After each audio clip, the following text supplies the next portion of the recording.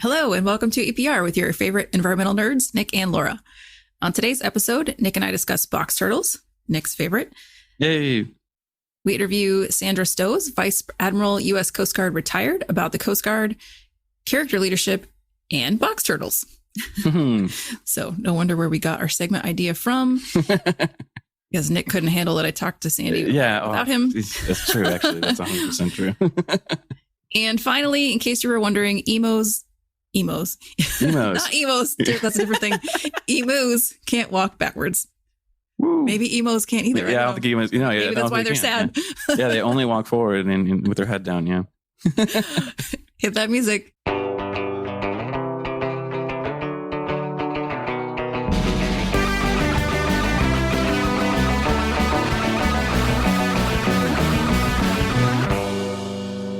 Please join NAEP for their next Happy Hour with Leadership on Wednesday, March 9th, 2022 at 4:30 Pacific.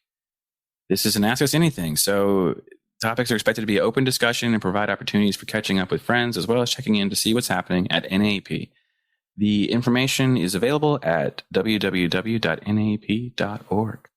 We appreciate all of our awesome sponsors, and they are what keep this show going. If you'd like to sponsor the show, please head on over to www.environmentalprofessionalsradio.com and check out the sponsor form for details. Well, let's get to our segment. So yeah, okay, we're here. How was your interview? I can't believe she mentioned box turtles in her thing, and I didn't see it. You didn't see it in her write-up? Not until I was writing the questions, and I'm like, damn, I wouldn't have changed anything. It's not like I could have mystically changed times.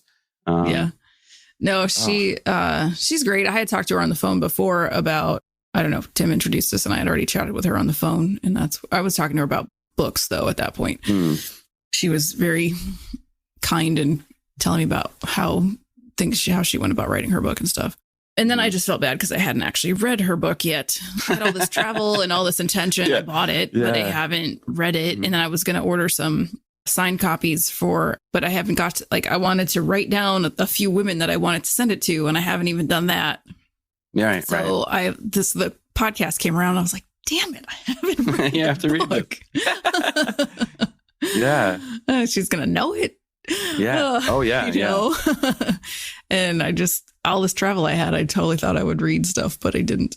Isn't that funny how it works? You just, where does the time go? You have all this time. Yeah. Well, too, I was traveling with Jessica and we talked a lot, we were planning our business. So tensions just went elsewhere. I went on a helicopter tour instead of sitting around on my butt reading a book. Yeah. All right. Don't rub it in. Hey, you're there. Just pop. I know. I could go get one right now. Yeah. So anyway, her interview was great. She did a good job, intentionally mentioning environmental work that the Coast Guard did so that it was relevant. And she's a really nice personality. That's cool. That's good. That's good for podcasts, by the way. Yeah. And then the turtles. So you'll hear it, but she just has this love of box turtles. I can't remember already where it started, but her and her husband actually have spent time rescuing some box turtles from development. So what? But she doesn't really know a lot about them. So I think she kind of mentioned she would be interested in talking to you to learn more about what you know about box turtles. Oh man, what don't I know? Let me tell you. Actually, I can tell you some fun things though. Box turtles are basically this could be our segment. Is this our segment? I think so. Yeah, I think this is it.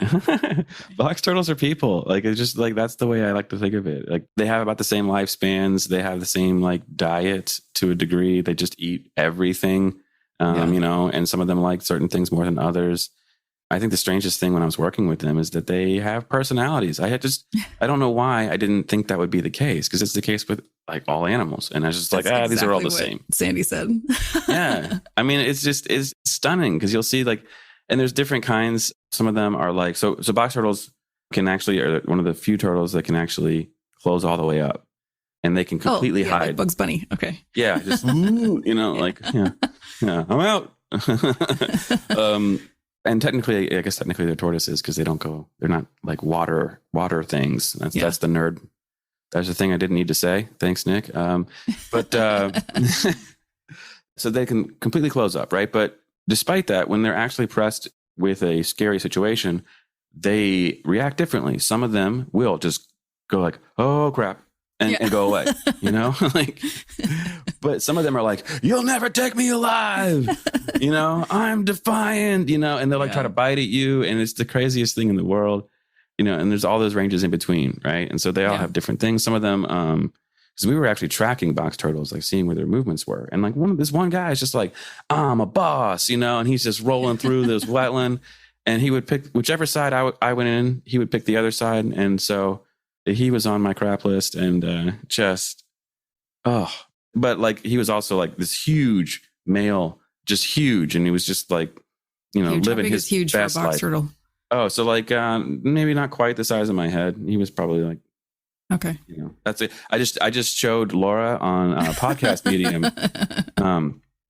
what it is, but yeah, kind of like, you know, a little bit smaller than the size of like a normal person's head, I would say, you know, just okay. And average size is what, like the size of my hand? Yeah, well, size of your hand, yeah. Like for the females in particular, is probably they probably won't be any much longer than that.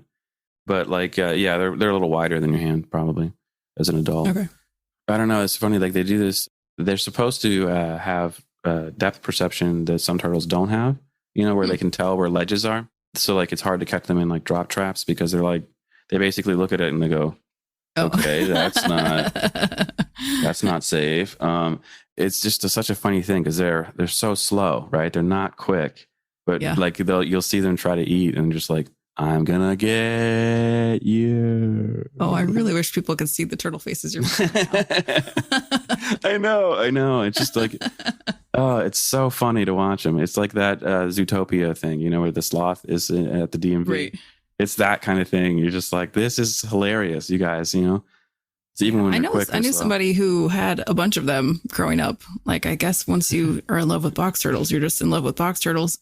But don't they live like forever? So how do people take care of them?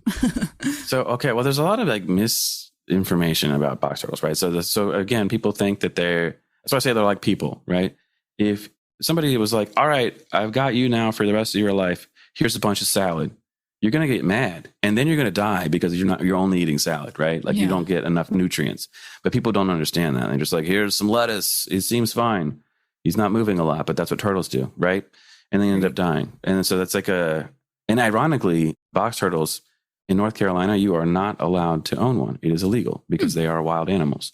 You can own a tiger, but not a box turtle, which is the weirdest. You gotta love laws. Isn't that crazy? So usually when people have turtles, they're not box turtles. They're usually like Egyptian tortoises or some other kind of tortoise. Okay. And again, you can just own from elsewhere. You can own turtles, no problem. But yeah, they're always picky. They're really picky. They want variety. They want all kinds of, you know, experiences in life. It's kind of a funny thing. Yes, they have a bubble that they like to stay in generally, especially the females. But what they do on a day-to-day basis is different. So they just kind of like to be, you know, unique. So what you're saying is don't have a box turtle as a pet. Right. Yeah. That's what I'm saying. And I don't know what your friend was doing, but it's probably not a good idea to have them. It's not.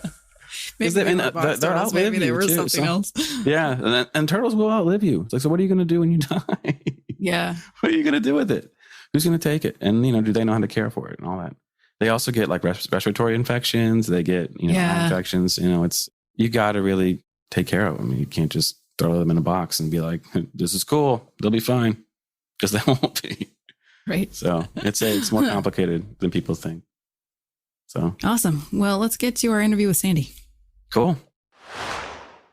Welcome back to EPR. Today we have Sandra Stosz, Vice Admiral, U.S. Coast Guard, retired, on the show. Admiral Sandy Stosz is an experienced senior leader who has served and operated in the military, maritime, homeland security, transportation, and academic sectors. She started out in the Coast Guard as an ensign, serving on polar icebreakers, conducting national security missions from the Arctic to the Antarctic. So crazy awesome. Her 36-year career was filled with leadership lessons gleaned with breaking ice and breaking glass as the first woman to command an icebreaker on the Great Lakes and to lead a U.S. Armed Forces Service Academy. She finished her career as the first woman assigned as Deputy Commandant for mission support, directing one of the Coast Guard's largest enterprises. She was responsible for all facets of support for the Coast Guard's diverse mission set through oversight of human capital, life cycle engineering and logistics, acquisition, information technology, training and education, and security. I'm so honored to have you here today, Sandy. So thank you for joining us. Thank you very much, Laura. I'm honored to be here to speak with you today. Great. So I'm honored to have you here. Nick is very sad, crying in his Mai Tais in Hawaii right now that he can't be here, but he doesn't have access to Wi-Fi wherever he's at right at the moment. So he'll be listening later, and I'm sure wishing he was here. So I also want to give a quick shout out to Rear Admiral Tim Gallaudet, who was on the show a few months back, for introducing us. And that was episode 40 for anyone listening who might want to check that out. So let's get started. When I read your bio, the first thing that caught my attention was the icebreaking, because it sounds really intense. And just as a woman being in charge of something like that, I can't even imagine. So why don't you tell us a little bit more about what icebreaking is and why it's done? That's a great question, Laura, because a lot of people don't know, especially Coast Guard icebreaking. And it is a mission that the Navy used to do up until the 1960s or so. And the icebreaking fleet was turned over to the Coast Guard. And the heavy polar icebreakers that go up to the Arctic and the Antarctic go up for two different reasons. And we still do missions in between. So if there is somebody that needs to be saved, we'll stop what we're doing and make a search and rescue or whatever needs to be done. But in the Arctic, we do scientific missions. So we usually bring National Science Foundation members up, different scientists from the different science communities. They've got different projects they want to study in the Arctic. We had people, everything from counting birds to doing sediment core samplings and ice samplings, collecting specimens. So it was really, really fun to have the scientists on board. That was mostly what we did in the Arctic. And we certainly were also in the Arctic doing national security presence. So keeping a United States presence up in those unclaimed or disputed waters, whatever word or term you might want to use. In the Antarctic, which is the South Pole for some people, people don't know that sometimes, which is okay. It's confusing. We do scientific research, but also we resupply the big science station down there, which is McMurdo. There's also Palmer Station and many smaller stations that are now run by the National Science Foundation. It used to be the Navy, which is why the icebreakers used to be part of the Navy's fleet. But we go down there and break a channel into McMurdo through the ice, normally about 20 miles of annual ice that comes every year, because certainly in Antarctica, there is multi-year ice. There's the glaciers that ice comes down, but we go and we break the channel with the 1 year ice so that the supply ships can get in, and they supply the science station down there so that the scientists can keep on going. We go down there in their summertime, which is a winter time in the Northern Hemisphere. So it's not that cold. It's well, it can be, but in the summer, the Antarctic summer, it's daylight all the time, and it's often right about freezing or 35 degrees. So that's relatively warm. Okay, it's not in the negatives, right? So we resupply and support the National Science Foundation, which engages in amazing kinds of science. Everything down there, they go all over looking at odd formations that are left by the glaciers, the dry valleys. There are microorganisms that live down there. South Pole Station studies particles like neutrinos, deep space type stuff. They have all kinds of facilities down in Antarctica. So I think it's really an interesting scientific area that most people don't know about, all the science research that goes on down in Antarctica, and at South Pole Station in particular. Yeah, that's fascinating. And what an interesting part to play in that. Getting people to there. Someone has to do that, right? It was such a great way to start my career. I started my whole Coast Guard career coming out of the Coast Guard Academy, which is a college. My first ship was the Glacier, which was a polar icebreaker that went to Antarctica. And my second ship was the Polar Star, which is still in service. And I went to the Arctic and the Antarctic on the Polar Star. Awesome. So how long are you on these ships for any of these types of missions? The deep freezes were about 5 months. And the deep freeze, the deep freeze is it's the name for the mission that goes to Antarctica every year. So I was on deep freeze 83 and deep freeze 85. So those are about 5 months because you have to go all the way to Antarctica, and you stop in South Pacific Islands, South America, Australia, New Zealand along the way. So it's a wonderful opportunity for a young person to serve their country while doing I think, a very worthy mission and to see the world a little bit. So that was the South trips down to Antarctica. Then the Arctic trips were in the summertime. They were probably 2 or 3 months long. No, they ranged from the summertime. It would be 2 or 3 months up there. And if it was a winter trip, about 2 months up there. A little harsher environment during that time. Yeah. And then, so you're on the ships for a couple of months at a time. Are you getting off the ship often? Are you stuck on the ship? How do you not get cabin fever? It's interesting because you would think you would get cabin fever from being on a 300 or 400 foot ship for months on end. Yeah. But when you're going about your daily life, you have duties, you're busy the whole time. You're standing up on the bridge, in my case, driving the ship. So you have exposure to the elements and you see all the scenery, the animals you get to see. You feel like you're in a different world, exploring a new world, even though you're inside the ship a lot of the time because it's cold. And you do get to stop. So when I went to the Arctic, we stopped, I think it was Unimak Island that we stopped at, and we got to see how people live there. We stopped in Prince Rupert over in British Columbia. Maybe we stopped someplace in Alaska like Juneau. And then going down south, we stop in the South Pacific Islands, South America, and Australia, New Zealand. It's really quite an adventuresome opportunity for a young person especially.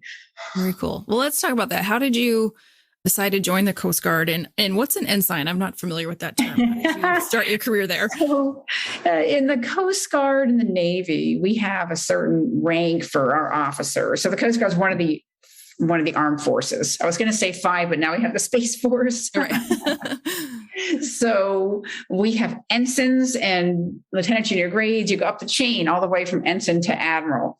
In the Marine Corps, the Air Force, and the Army, you start out as a second lieutenant and you work your way up into a general officer. So that's the nomenclature. It's a little different for the services. But I got interested in the Coast Guard. This is a good story to tell because, for context, it's all about opportunity and seizing opportunity when it comes. I was born, for context, in 1960. And by the time I was in high school, getting ready to go into high school, in 1972, we had Title IX, which was equal opportunity in education for women and girls. That meant that when I got to high school, there'd been a couple of years of that, and girls had sports teams that were actually assigned to a coach.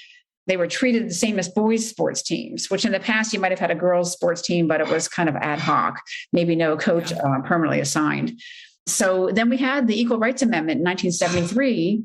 And then in 1975, the Defense Appropriations Act, put into law by Congress and the president, required that the service academies, which the Coast Guard Academies one, the Naval Academy in Annapolis, West Point, up in West Point, New York, Air Force in Colorado Springs, Merchant Marine in Kings Point, those all were only men up until 1976.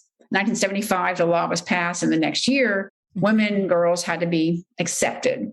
So I was a junior in high school when that happened in 1976. The first class of women entered, and I was living in Ellicott City, Maryland, and the Naval Academy's right down the road in Annapolis.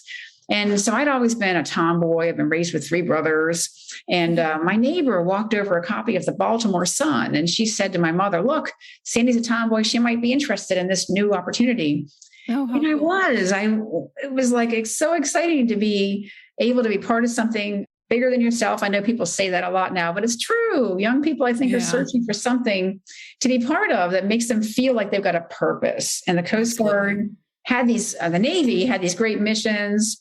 And I applied, and my guidance counselor, who was also my swim coach, he took me aside and said, "Look, Sandy, you can't put all your eggs in one basket. I know you're excited about the Naval Academy, but you've got to cast a wider net." So he said, "Look, I've got this brochure from this Coast Guard Academy in New London, Connecticut." And we poured over that flyer. And between the two of us, we decided it was a small Navy. And of course, the Coast Guard's not a small Navy. We have much different missions. So we do missions like search and rescue, law enforcement, marine environmental protection, fisheries, enforcement is one of those law enforcement missions, which gets into your topic of your podcast. All kinds of missions. And we do them every day, whereas the Navy does a lot of training. We have big ships and small ships. We have aircraft, but we protect America, but we also push our forces overseas. So we have 6 brand new patrol boats over in the Persian Gulf, keeping America safe by keeping the threats overseas. And we have 418-foot national security cutters patrolling in the South China Sea to maintain, once again, that national security presence. So I didn't know all this at the time, but I applied to the Coast Guard because it was an alternative. And they got back to me right away. And my mother said, well, take that bird in hand. And I'm like, okay, I will put in my acceptance and accept that appointment, because the Naval Academy, it's political. So I had to get a nomination from my senator and then get in the queue to be appointed. Meanwhile, the Coast Guard Academy didn't have a political congressional nomination process. So I was accepted on my merit. And I also found out later that the Coast Guard hadn't closed any doors to women. The Coast Guard's service chief or commandant, equivalent of a CEO, said, hey, if we're going to admit women, we're going to do it right. We're going to offer them the chance to serve on the pointy end of the spear at sea and the air. Oh, that's awesome. So the Naval Academy, meanwhile, put combat exclusion laws on women that lasted for decades, that kept them away from serving in the most prominent frontline positions, which of course they couldn't necessarily maybe promote as quickly or as high. And I had none of those obstacles at the Coast Guard, at the Academy, and in the Coast Guard. So I'm sorry that story was a little bit long, but I think it's a great story to tell for seizing opportunity and making sure you look around to not just get focused on one thing. Open your aperture, compare your options, and look at what the alternatives offer, which I didn't really do. I kind of lucked into the Coast Guard by chance and was very fortunate to have that opportunity to serve 40 years with an organization that has noble missions, great core values, and amazing people. Yeah, that's really awesome. No, I appreciate it, even though it's a long answer, but even just getting that overview of the Coast Guard and all the different things that it does, I think a lot of listeners probably don't know either. I know I just learned a lot of stuff. So that's really great. So you joined, were you still serving on ships with mostly men, early on in your career, or is it still mostly men, or how's that going now? Well, I came in 1978, and I know that's really old for a lot of your listeners, but I'm part of history now. So there's some benefit to that. So when I came in, I was in the 3rd class of women to enter the Academy. And so I couldn't escape being the first. So I was the first and only woman on a number of my ships. And I chose a seagoing career. It was available, and I was excited to do something that other people couldn't do. Yeah, and it was hard being one of the only women at times, but I've been raised with 3 brothers, and I had gotten used to being the only girl with a bunch of boys running around. When all their friends were over, you can imagine a house full of boys.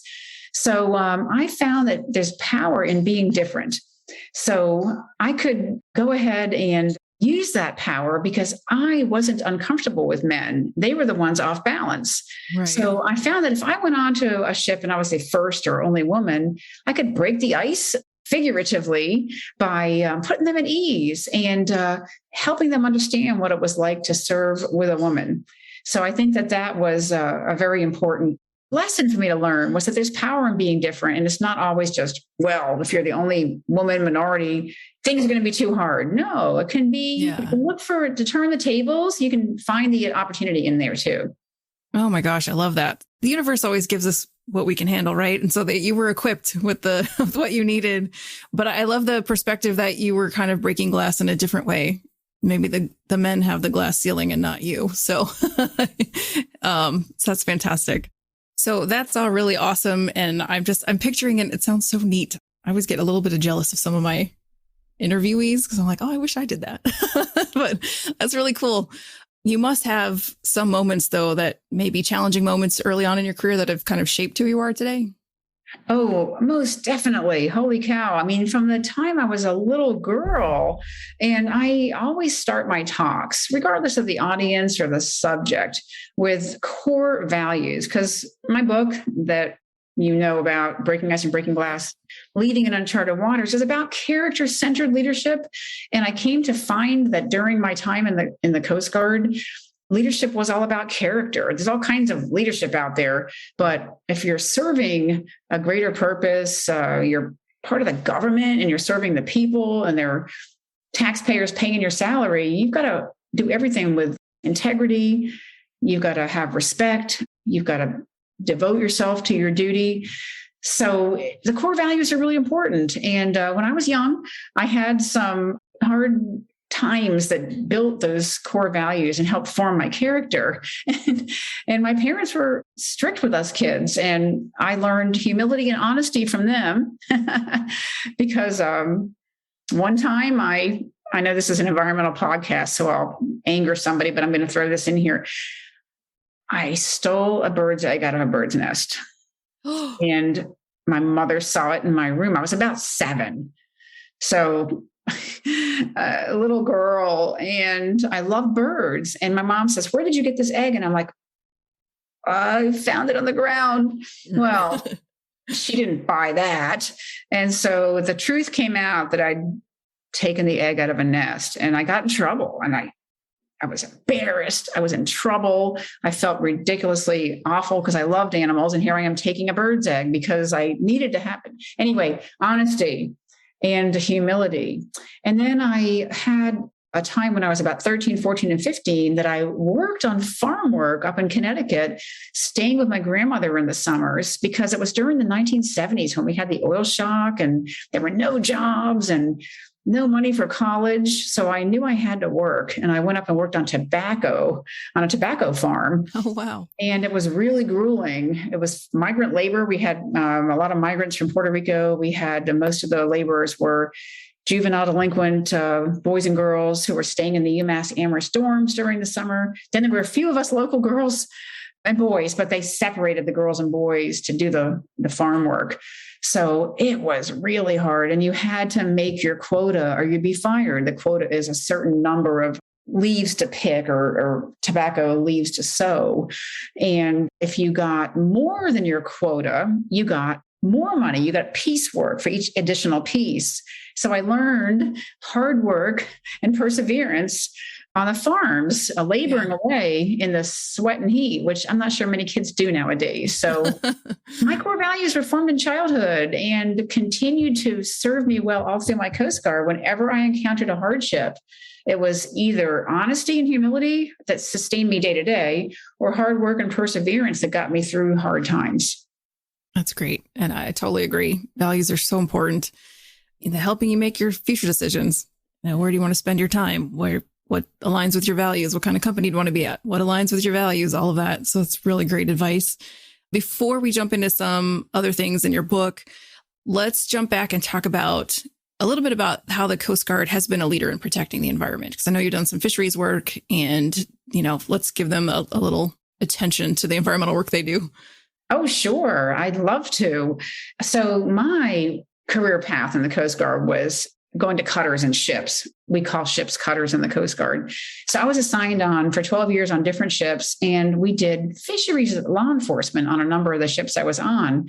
And I was the senior boarding officer, or the person in charge of the boardings, to go over in the Pacific Northwest. Let's say I was stationed on a ship out of Eureka, California. And we enforced laws that derived from the Magnuson Conservation and Fisheries Management Act of I believe it was 76. And that was regulating fisheries stock and fishing on the West Coast, where you had foreign fishing vessels coming over to fish within the 200-mile economic zone, exclusive economic zone. So there's all this interesting legalese that goes into fisheries enforcement, but it's all about trying to protect the fish, some of them being an adjunct species, and keep those stocks healthy for the future. And if you didn't have those kind of regulations, there are technologies that would take every fish from the sea. So my job for 3 years was to go out on ships, on a particular ship that I was stationed on in Eureka, California, and go out for a month at a time and board foreign fishing vessels, we had a joint venture operation at the time where U.S. fishing vessels that were smaller would drag for fish, usually midwater trawls for whiting and hake, and they would transfer those cod ends of their nets up onto the foreign fishing vessel, which was a processing ship, say 300 or 400 feet. In my day, they were from Russia and Poland, and they would process the fish right there on the ship, take them back to their countries. And we'd also enforce the salmon fisheries up and down the coast. We would do all the fisheries, and it was a lot to learn. We worked with NOAA, the National Marine Fisheries Service, would come along sometimes on our ships because they were the real experts and helped us to learn more about the complicated and ever-changing rules that govern fishing. So that was the big one that I was involved with, and I'm passionate about that to this day because I believe that the fish stocks are very vulnerable. Yes. But oil pollution is another one. And during the Exxon Valdez back in 1989, or during Deepwater Horizon, when we had those spills, the Coast Guard was front and center in the response to those spills.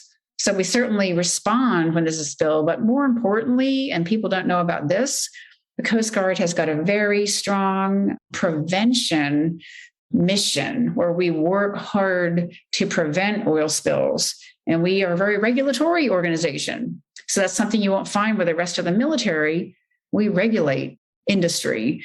We inspect offshore structures and to make sure that we do all we can to keep vessels from discharging, to make sure that pipelines are secure. So I think that's a really noble mission too in environmental protection. Absolutely. I do know from my days in doing ambient water monitoring in Tampa Bay that anytime there's a sunk boat or something in the harbor, you call the Coast Guard so they can come out and check for oil and gas exactly. We also do that scientific research support mission on the polar icebreakers that I talked about earlier. Yeah. Very cool.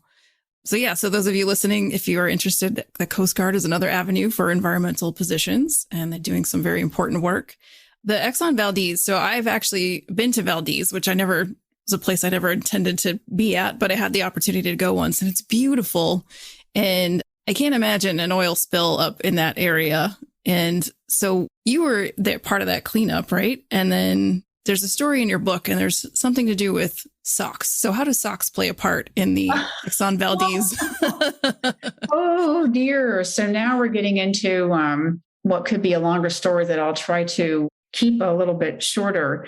In 1989, when the Exxon Valdez oil spill disaster happened, we didn't yet have the laws in place and exercised that would dictate who cleans up an oil spill. So it was the Stafford Act, which had just been put in place. And what that does is it assigns responsibility for different parties when there's a big environmental disaster like an oil spill. So Exxon wasn't liable at the time to go clean up like they are today, like what happened with Deepwater Horizon. BP was on the spot to do the cleanup. Now, I know there's all kinds of opinions and politics that go into there, so let's not get into that. But up in the Exxon Valdez area, somebody had to start cleaning and taking care of the disaster. Yeah. So I was the military aide to the Secretary of Transportation, where the Coast Guard resided at the time. Now we're in Homeland Security. And Secretary Sam Skinner was wondering how the heck the department and the Coast Guard, FEMA, how people were going to respond and do some mitigation. And so he called in the COO, Chief Operating Officer of Exxon, and it was a man by the name of Lee Raymond. I always remember that name. And he came to Washington instantly from wherever he was. And they sat down in the office, just the two of them, and I got to listen in on how they could work together to start to attack this problem. It was overwhelming for people in Valdez. Their livelihoods were at risk. There were miles of oil-covered coastlines. And so Mr. Skinner was saying, we're looking at how we respond and government procurement. It would take forever just to get the workers on scene that are mopping beaches, the wool socks they need to keep their feet from freezing. I forget what month of the year it was, but it was cold anyway. Whatever month it was, the water and the oil mixed together were freezing. So Lee Raymond said, I can have socks up there tomorrow or whatever it was, because it was private sector. And so that sparked a great partnership. And whatever people might think of Exxon during that, Mr. Raymond made sure that he used the power of the private sector to get up there and start getting things done, while the Coast Guard provided more of the coordination and on-scene control and interacting with the townspeople in Valdez and everything else that you would have to do to manage a big disaster like that. So yeah, that was all before you had the legal division of duties and the oil spill. OPA 90 came of it. Oil Pollution Act of 1990 and the Oil Spill Liability Trust Fund came of it. And that was a trust fund that was started up and was built into, funded by industry, so that when you had a big disaster, this trust fund could go and have a source of funds. Because Exxon did put the money in to clean up too, and people don't know that. They think they just don't know. Right. And now you have a trust fund that supports the cleanup. And of course, something as big as Deepwater Horizon had to have a lot more than just the trust fund. But it's a huge, complicated topic. I hope I haven't taken too long trying to give a little bit of the story there. No, I think that's great. And I think if people would like to hear more, they could pick up your book and read more on the story. And so the title of your book is Breaking Ice and Breaking Glass, Leading in Uncharted Waters, which I think is a wonderful title. Was that easy to come up with, or did you have to brainstorm that, or where'd you come up with the title from? I had to do no work on that at all, hardly. So what happened was I was a young lieutenant working for Secretary Skinner. So I was in my late 20s, and there were a few other young people in the office that helped him out. They did advanced work for his trips. And one of them was my friend Shane. And so I was telling Shane one day, I said, look at all that we get to do here in the front office with the secretary. We can look down on all of government, see how it works. We're getting all this opportunity. We're learning how to be leaders. I'm going to write a book someday. And my friend Shane knew that I had been one of the first and only women and going to sea on polar icebreakers, breaking the ice. She said, Sandy, you've got to call that book Breaking Ice and Breaking Glass. Oh, wow. So in 1990, the title of my book was predetermined by my friend Shane. Now, the Leading in Uncharted Waters part, I did have help on. I sent options out to friends and colleagues and asked their advice, because I knew the first part, but I wanted to have a subtitle. So the Leading in Uncharted Waters was the work of many minds coming together to come up with something that kind of followed on from Breaking Ice and Breaking Glass. Oh, that's a great story. Well, I love it. It came out wonderfully. So you talked a little bit about character leadership, and what aspects of character leadership are you describing in the book, or will people learn from picking it up? I think that one thing that seems to be catchy that people tell me they like is my 3 Ps of power. So leading with character is all about doing the right thing right, being the kind of person that people want to follow because they follow you because they want to, not because they have to, because of your position. So a boss of mine once told me, Sandy, if you want to succeed in the Coast Guard, you have to know there's 3 kinds of power. There's personal power, professional power, and position power. And if you're going to succeed, you want to lean on the first 2. That's the personal power and professional power, and the position power only when you have to, when you absolutely have to. And so personal power is your ability to motivate people and persuade people and empathize with them, maybe. Lots of stuff, but I'll just throw that out there. Your professional power is how you present yourself, how you treat other people, how you do your job, how hard you work. And then your position power is what rank you are. So you asked about what is an ensign and what's an admiral earlier on. So if you are a really good leader of character, you seek, I believe, to build trust and earn respect every day through your personal power and professional power. And if you do that, you're not going to very often, if ever, have to rely on your position power to order somebody to get something done. So I really tried to live that and see how often I could just use my position, my personal power and professional power. I keep messing that up. And try to persuade people, motivate people, try to build trust and earn respect, try to unite and strengthen people, not divide and weaken them, and try to build everybody up so that everybody succeeds as individuals and as a team and as a Coast Guard, so that all the goals are met, not just let's get the service ahead or let's just get me promoted to the next job and you guys are going to do all the work and get me promoted. Everybody wins. Every person who works for you gets training, gets to go away to professional development programs, gets counseled on their performance so they know where they can improve. Every team gets the support it needs, the tools it needs, what it needs to get the job done. And then you're serving your organization. So it's a virtuous cycle of everybody winning. And if you're leading with character. Oh, I love it. That's really great. And very powerful with the P's. Yes, another P, power. Well, thanks for explaining that. I think it's really great. I think what you're doing is great. Obviously, you had a great career, and just knowing you and talking to you, I believe that you walk the talk in everything that you say and do. But before I let you go, we need to talk about turtles.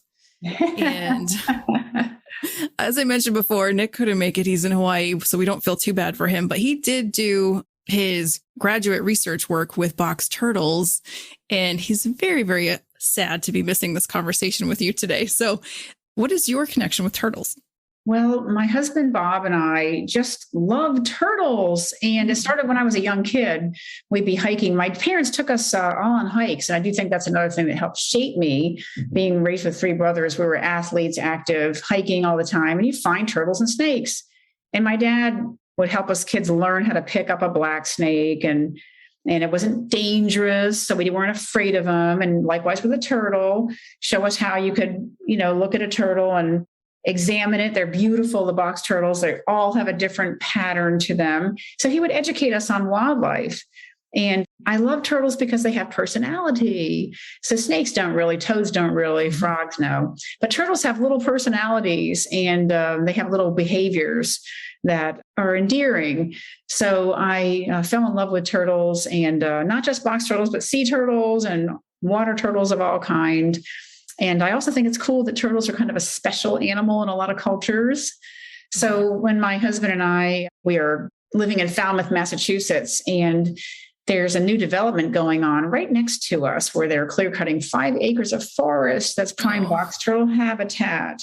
So we worked with the developer and the town zoning board of appeals to see if they could require, and they did require, a turtle protection plan for box turtles, so that before they clear cut and bulldozed 5 acres of turtle habitat, we could try to save the turtles. So my husband Bob and I would walk the property, and we would find the turtles, and we would place them outside of the turtle exclusion fence that they put a perimeter fence around. We placed them outside so they couldn't get back in, because they'll go right back to where you found them if you don't have a fence. So the developer installed the fence. They hired a turtle environmentalist to look for turtles, but we live right there. So we hiked it every day, and we placed turtles outside. So we felt like we did a good deed for the environment. And turtles are being bulldozed under everywhere you look. Oh, and so sad. Most people don't use turtle protection plans. They just bulldoze away. And what we noticed is on our property, we probably relocated outside the barriers about a dozen turtles, all females. And the males range during mating season or all the time, and they get hit by cars, and the females don't. So now it might not look like box turtles are that endangered. They're not considered endangered in Massachusetts. They're a species of interest or concern or whatever, but they're all females. There's not many males to carry on the breeding, right? So thanks for giving me a chance to put in a plug about box turtles and some of the environmental challenges we face with development. Yeah, absolutely. I mean, do box turtles burrow? They dig in for the winter. They'll find a soft part of earth under a log. They'll go down enough to get out of where they're going to get frost, but they bromate. So They don't hibernate, but yeah, they're really resilient, but they can dig in. Yeah. And that's challenging for developers too, when you can't find them very easily. Because I think sometimes they'll move them if they can see them, but if they don't, then they just, I didn't see it. So out of sight, out of mind kind of a thing. But, and it's also just the complexity of it too. It's not as simple as just like moving all the turtles. If they're all female, there's still a problem. So I think, you make a good point there of why we still need scientists and people to be working on these problems, because they're just not that simple. No.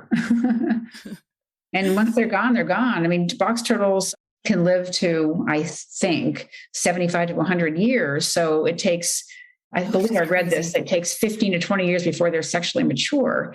So it's not like a robin or a squirrel where you feel sad if you see one dead on the side of the road. But when I see a full-grown box turtle, my heart breaks, because that's 25, 50, 75 years. Yeah, that is very sad. We'll have to talk to Nick some more about turtles, and so he can get his fill. And I know that he knows a lot about them from his research. So thank you for sharing that. And thank you for doing that.